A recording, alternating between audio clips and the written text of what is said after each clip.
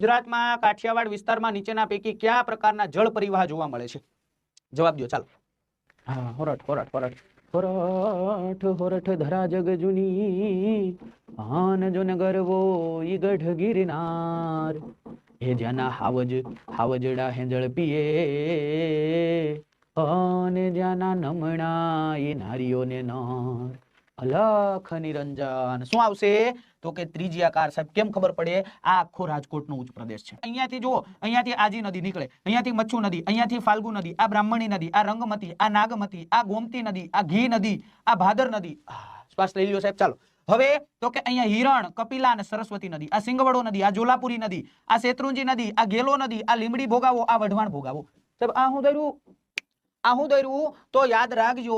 આ સૌરાષ્ટ્રનું નદી તંત્ર છે. તમે જો આખું વર્તુળ હોય અને વર્તુળના પરિઘથી એના કેન્દ્ર સુધીનું અંતર બોલો ગણિતમાં, તમે એને ત્રિજ્યા તરીકે ઓળખતા કે નહીં? હા સાહેબ ઓળખતા. તો આને ત્રિજ્યાકાર નદી તંત્ર કહેવાય. કાંઈ નથી.